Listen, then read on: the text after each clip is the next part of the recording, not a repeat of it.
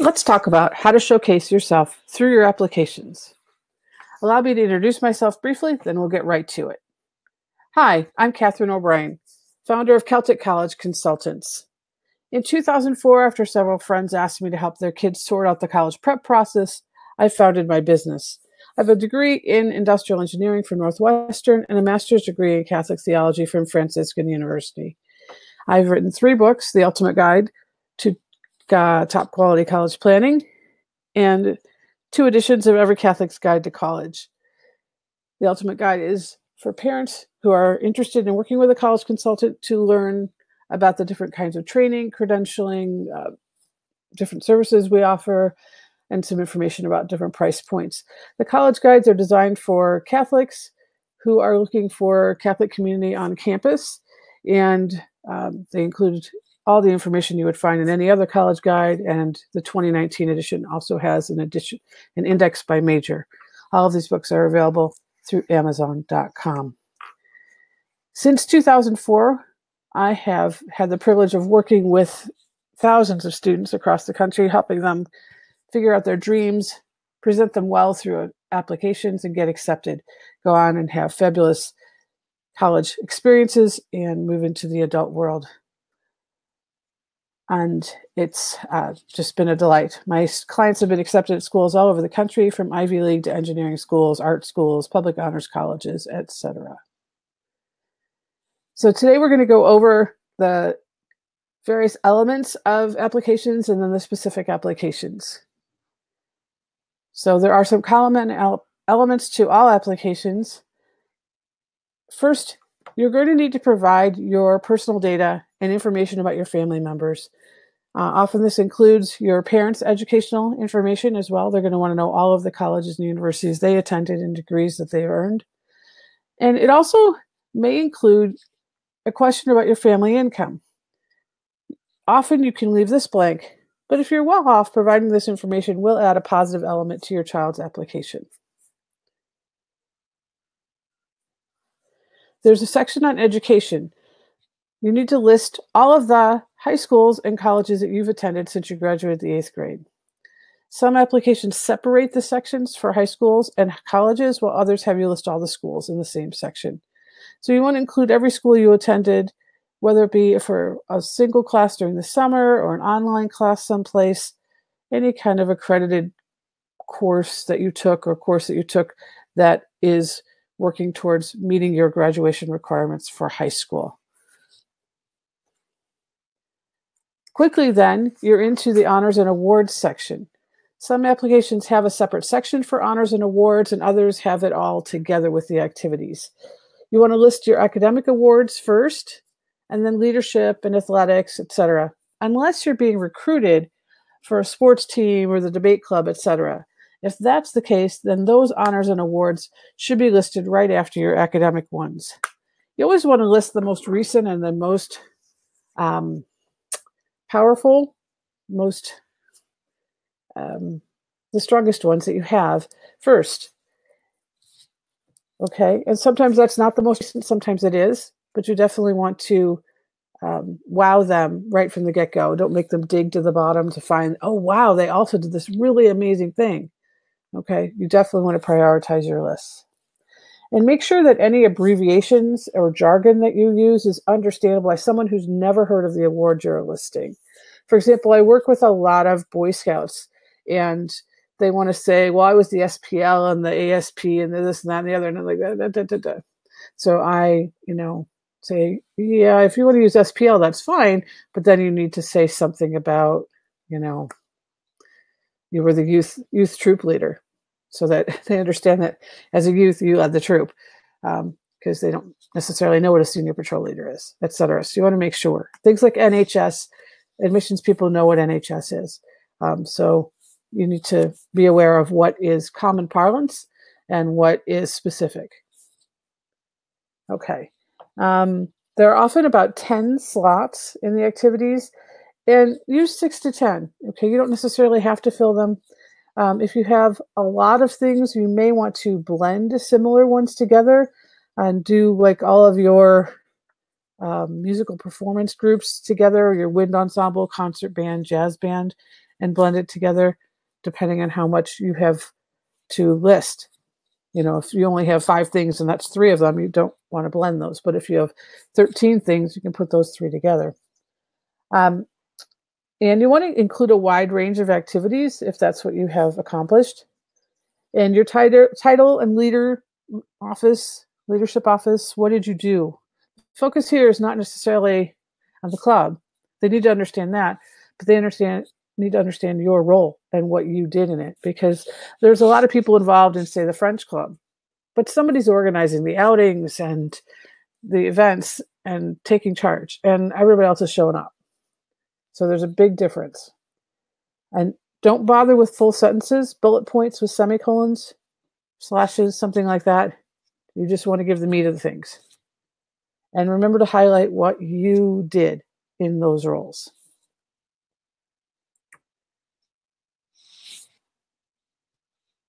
You'll want to include your athletics, of course, gallery shows if you're an artist, performances, a business you started, writing or being published, significant research, internships, clubs, organizations, all over the place of the spectrum of activities and things that you've done outside the classroom. Make sure that you are really showcasing yourself, because they're going to see your personality through this. They're going to see how you've used your time. There's practical aspects. There's fit aspects, how well you fit into the community there. There's lots of different things that they're going to glean out of this section. And then I want to mention a resume. Some applications and some schools will invite you to submit one in addition to whatever's on the application. So you want to have it organized well, and you want to include more information than what's on the activities list. If it's exactly the same as the activities list, unless it's required, there's really no point. So you want to make sure that there's some supplemental information in there. Okay, and it's a formal document, but there is a little space to write a little bit if you need to explain what's gone on, or maybe you had 2 or 3 roles and you could write a little bit about, well, as the secretary, I did this, and as the vice president, I did that, and as the president, I did this other thing, kind of thing. So that way they can really see your development and see the different aspects of leadership that you did, or service, or integration in the community, your impact, and all of that sort of thing. Oh, and I want to say, you may create this in Word or Google Doc or wherever you create it, that's fine. But save it as a PDF and upload it as a PDF, because when you do that, it's an image then. And all of your formatting and fonts and all the rest of it are pixelated, and it doesn't matter whether they've got that font loaded in their printer and all those kinds of errors that sometimes we see. It will print it as a picture. They will see it the way that you created it. So always a PDF on these documents that you're going to upload as part of your application. Okay, courses and grades in 12th grade courses. It's very common, if not universal, for your senior year courses to be requested of you. They're not going to show up typically on your transcript, so they want to know, what are you got planned for this year? What are you going to be doing? Are you challenging yourself? Are you coasting? What's happening? Some applications will also have a courses and grades section. Sometimes that's optional. Sometimes it's not. So depending on how the application is set up. For UC, it's not optional. On the common application, it's optional, but some colleges will require it. So pay attention. The directions will be there in the applications for you. And if necessary, you should have your transcript with you so you can enter in everything as it is. You want to enter in all of your high school courses and all of your grades. And you want to plan on several hours for this. And you want to do it very carefully, and you want to review it for accuracy probably twice. There's a few terms that I want to share with you that can be helpful. An accelerated class is a year-long class that's completed in a semester. So be sure you include the proper number of credits, and you should have 1 grade per semester taught. So for an accelerated course, the grade posted at the end of the first quarter of the school year is the first semester grade. For one that's in the fall semester. And then the semester grade is the end of year grade for that So the quarter grade is going to be the end of your semester because you're doing a year-long class in a semester. And the semester grade, as it listed time-wise, is going to be your end of year. So the second semester grade for that class. That can be confusing to some people. Be sure to indicate the number of academic terms for each school. A lot of times the applications will then set it up for you, and you'll have different windows and slots to fill out. Honors classes are those officially designated as honors classes by your school, and it should show up on the transcript that way. It doesn't matter whether they also weight the grade or not. Be sure to include all the classes that are counted toward fulfilling your high school graduation requirements. So therefore, you might be including some 7th and 8th grade classes, particularly in math and in foreign languages. An AP class is officially designated by your school. So it does not include a course that maybe you took in preparation for an AP exam, unless it was an official AP course.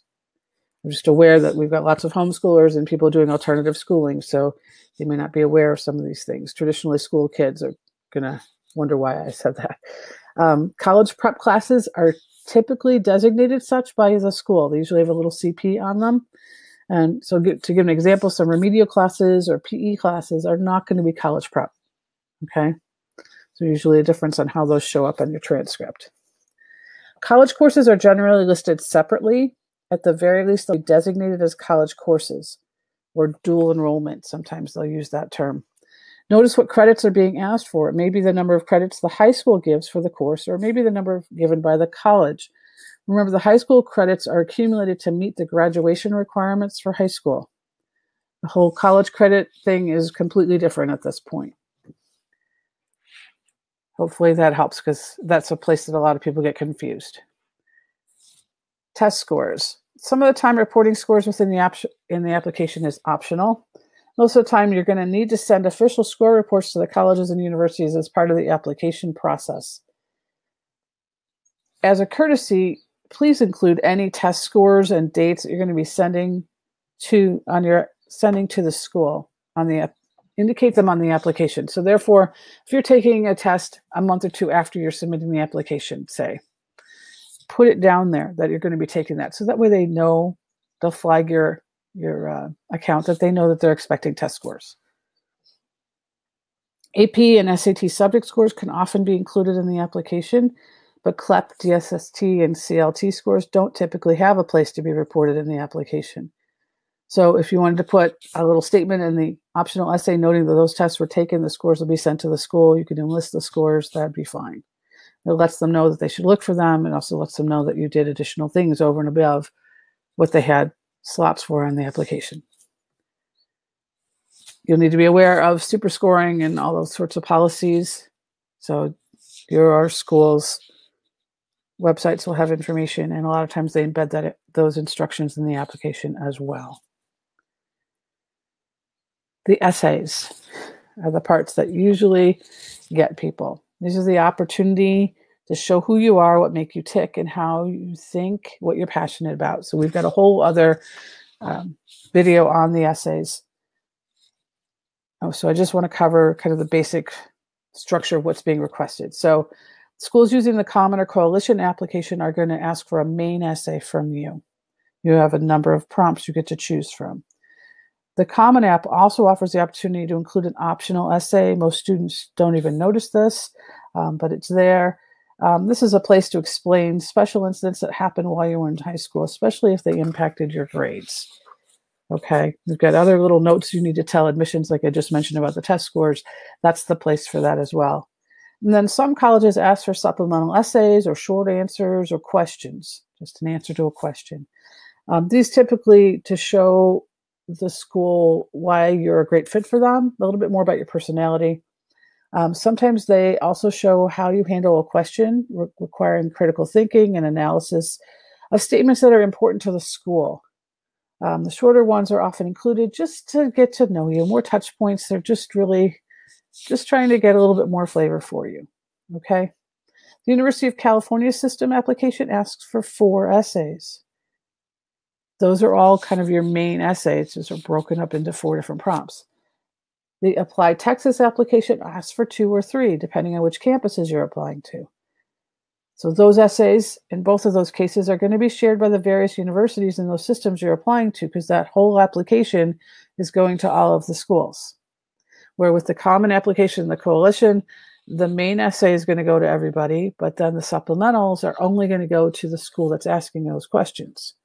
So you'll have two submissions with the common app and the coalition app for the schools that have a supplement. If the school doesn't have a supplement, you just have the one, the whole common section of the thing. Okay, so don't mean to be confusing on that, but it can be. So just pay attention to the instructions and you'll understand. But understanding the scope of the essays and how many opportunities you have and what they look like and how they're put together so that you can present your spark, what makes you special, well, effectively using the opportunities through that application. Bear Bryant, the former head coach of the University of Alabama football team, has a little word of wisdom for us. Little things make the difference. Everyone's well prepared in the big things, but only the winners perfect the little things. Take time. Take months, not days, to prepare your application. Take tens of hours on your essays and write what you want to say and then select your prompts. We'll talk more about the essays elsewhere, but really take time with this whole process. Do not try to do this the night before it's due and then submit it and hope that the server doesn't crash. That just is a recipe for failure. So you're really here preparing a big presentation, a showcase of yourself. Take the time required to do it well. You may be invited to include graded sample papers. This is particularly true for more of the liberal arts colleges, so be aware. And again, if you can, scan and give a PDF version of that paper. And they're going to want to see the grading, okay? So make sure that that's available. There's several kinds of recommendations, and there's different ways that the different applications handle these and connect these. For the teacher, they typically want one or two, and every school is different, and sometimes they'll have a certain number of required recommendations, and then they give you a range, and they will accept up to. So say they want, they'll say it's 2 required, but we'll take up to 4. Okay, so you know what your range is. Some will say we don't want any. Some will say we want 2, and that's all we'll take. So you just need to be aware, and it will be on the application instructions for the recommendation section. Your academic teachers in junior and senior year for English, math, science, and history are the ones to ask for recommendations. The exceptions to this would be if you're a fine arts student, you could ask one of the recommenders to be from that fine art. If you're going to be a foreign language major, for one of those recs, it could be your foreign language teacher. These recommendations need to support the rest of your application and what you're saying. And they really need to be outstanding. Need to include examples, need to be well put together. So you need to give direction to your teachers of what you're looking for. Ask them in person first, okay? And then in the applications, you will find places to include their name and email address. And then the application, it's a company that is processing all of these. So that company will then send the teacher an invitation, a link, so that they can submit their recommendation for you. You're also going to need a recommendation from your counselor. What the counselor's rec is for is to describe any special circumstances for you or your campus, and if they're aware of your place within your senior class. So there may be new high schools. They're just getting started. There's a whole set of challenges with that. There may be a shift, or they're not having AP classes, or they just started an IB program, or had a big change in teachers, and so they've got a whole bunch of clubs that are just getting started new, even though the high school's been there for a long time.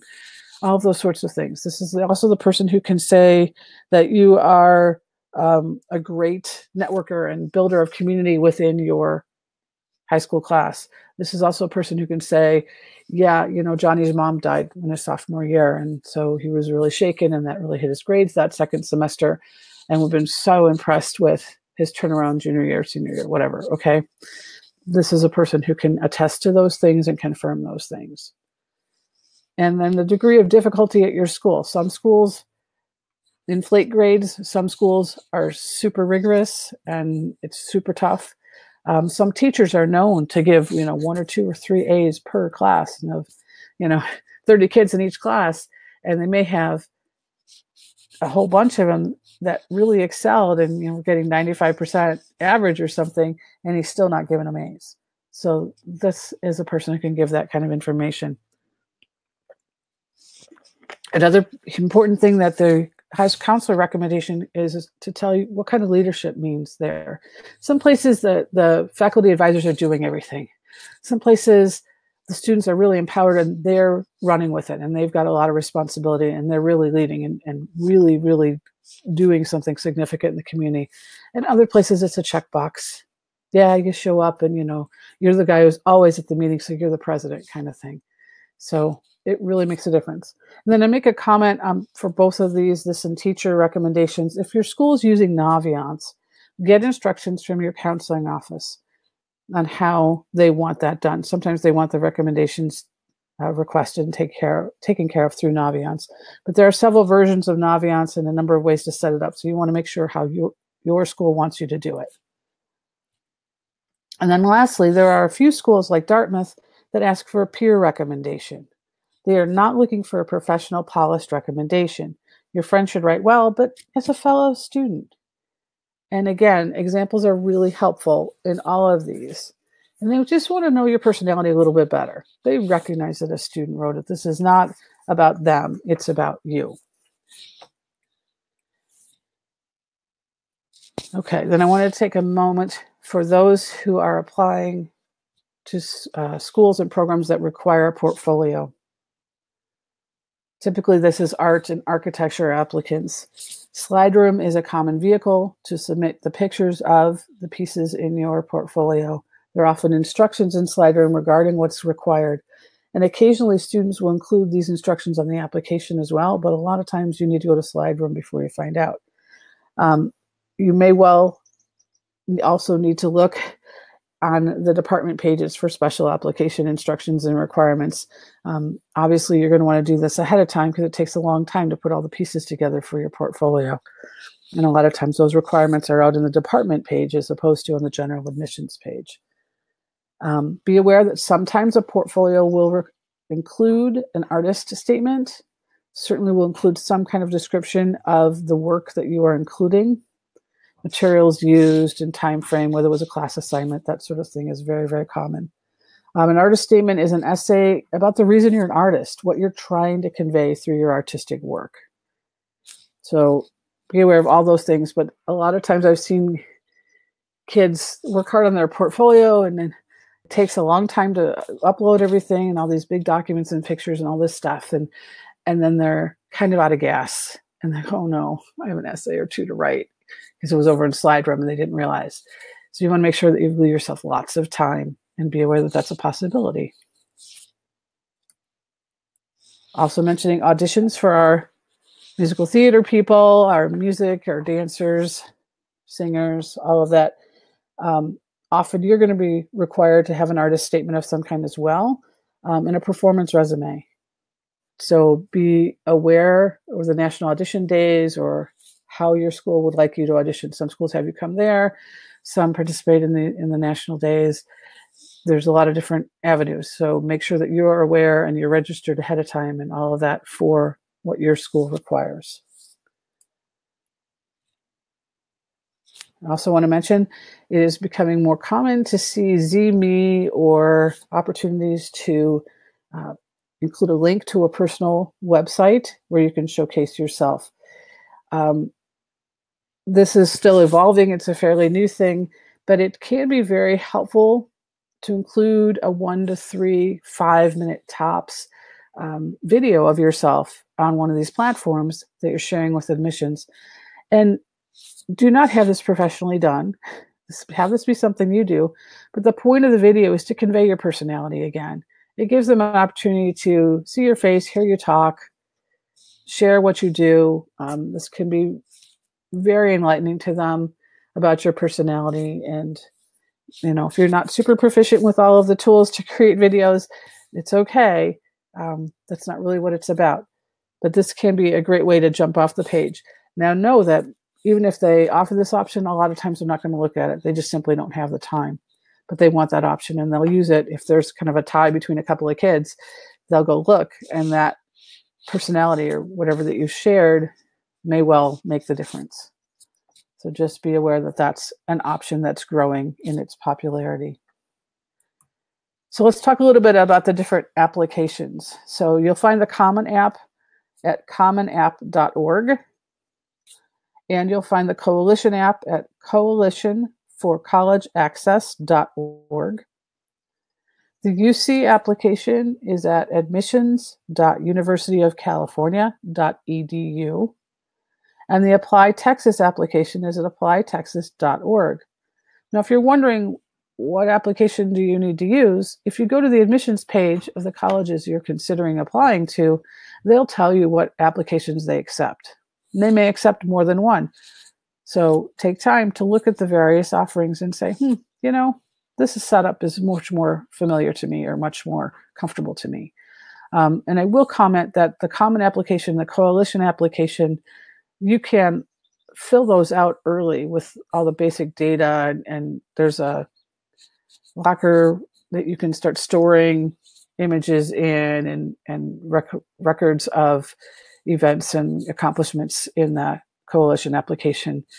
And that data will roll over every year. Same for the Common application. You can pre-fill out a lot of the data on that as well. University of California application opens August 1st, even though their application window doesn't open until a couple of months later. So you have some options here and flexibility, not a lot, but a little bit. So just so you're aware that, maybe you're watching this at the beginning of junior year, you could actually start entering in things in your Common App and Coalition app and have them still be there when you need them. Before I go to the last slide, I wanted to say that there are some parts of the application that get sent separately. So just because you got all of these pieces done and sent doesn't mean you're done. So remember, you need to get your transcripts sent from your high school, any college, any separate school, if their courses don't appear on your high school transcript. I've had occasion where a student took some classes outside their high school. The high school knew about it and they waived credits that were required for graduation, but they didn't include it on the transcript. So that student needed 2 transcripts, even though they were all kind of at the one high school. And I've had other students where they did dual enrollment and they, may have gone to a couple different community colleges for different things and took summer classes so they could do marching band during the school year, all that sort of thing. But all of those transcripts need to get sent from the colleges and universities and high schools to where you're applying.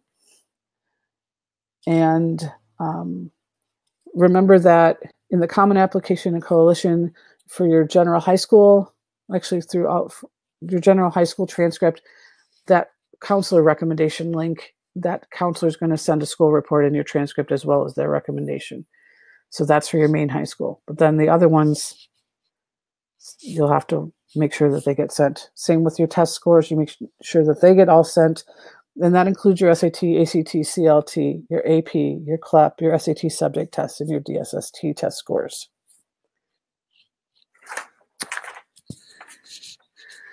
As I said, I'm Katherine O'Brien, and I'm the founder of Celtic College Consultants. If you would like to have a meeting with me to discuss working together, helping with any of this process, including the applications and the essays and looking for schools, scholarships, all of that kind of thing, go to CelticCollegeConsultants.fullslate.com to schedule your personal consultation. And we'll have a meeting and look at your needs and what I offer and answer your questions and then move on from there. Thank you very much and all the best to you. Take time with this, because you can do it.